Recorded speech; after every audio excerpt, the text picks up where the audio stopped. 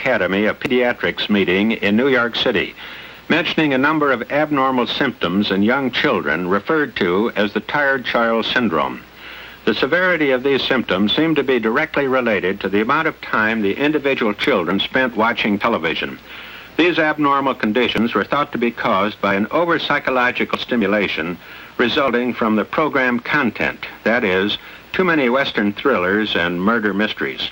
However, suspecting that X-rays from the TV sets might also be a possible contributing factor, I placed some bean plants in front of a TV 6 hours each weekday and 10 hours on Saturdays and Sundays, the same amount of time that the children were watching their TV sets.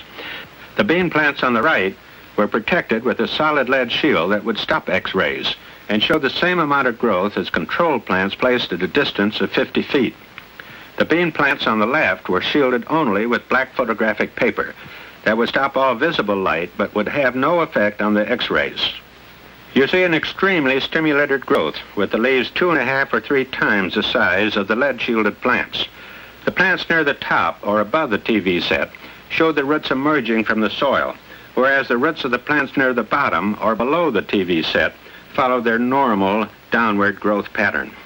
This has some very far-reaching implications, indicating that gravity may not be the controlling factor in the downward growth of the roots of plants, but that they may be growing away from the general background radiation that normally comes only from overhead because of the shielding effect of the massive amount of earth beneath.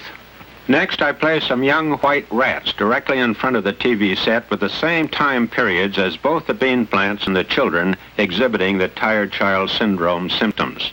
Through semi-time-lapse photography, partially speeding up the action, you can see that the young rats on the left, protected only with the black photographic paper, became aggressive and more difficult to manage, whereas those on the right, protected with the lead shield, remained perfectly normal and docile.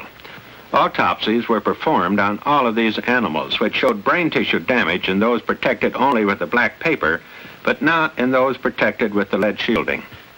In another experiment, it was found that all of the TV sets in the homes of a group of hyperactive children being sent to a special adjustive educational center were giving off various amounts of X-rays, and when these sets were repaired or discarded, all of the children within a period of only a few months showed sufficient improvement so that they could be returned to their regular classes. In 1968, I was asked by Paramount Pictures to make the time-lapse sequences of geraniums and other flowers for a film on a clear day featuring Barbra Streisand. I found that the geraniums would grow very well indoors under the new type full-spectrum fluorescent tubes that more closely duplicate natural sunlight. However, they seem to grow noticeably better near the center of the tubes than at the ends where the cathodes are located. After I had finished all of the pictures for On a Clear Day, I placed 2 of the large fluorescent fixtures, each holding 10 8-foot tubes, outdoors, end to end. Bean seeds planted in pots placed near this concentration of the cathodes showed a stunted, distorted growth compared to the seeds planted in pots and placed near the center of the tubes. Here you see the difference in the growth responses. When the pots were protected with a lead shield, the bean seeds grew normally. However, when they were protected with an aluminum shield, the bean seeds continued to show the same type of stunted and distorted growth. This suggests a low level or trace amount of X-rays, even though none could be detected with conventional X-ray measuring equipment.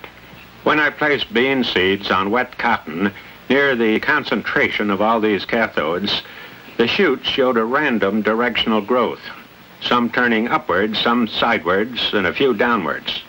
But when I shielded the seeds with lead foil, all the shoots followed their normal downward directional growth. In another experiment, time-lapse cameras were used in a standard first-grade classroom, and several hyperactive children may be noted, especially the boy in the immediate foreground.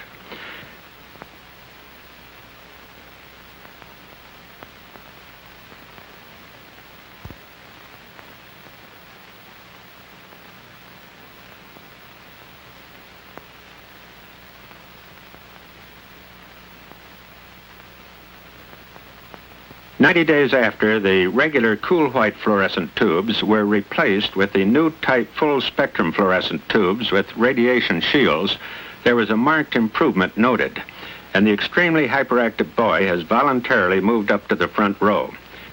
He raises his hand for recognition and is now up at the blackboard taking part in classroom activities. Prior to the time that this new lighting was installed, this particular boy had an extreme learning disability problem, but quickly learned to read within 90 days after the new lights were installed. There was further noted a general average improvement in both the behavior and academic achievement of the entire class. There are, however, other factors that must also be considered. The implications of the biological effects of light and radiation as observed through time-lapse photography are obvious. I sincerely hope that what started strictly as a hobby and intended only for entertainment purposes may help stimulate further greatly needed scientific studies in this very important area of research.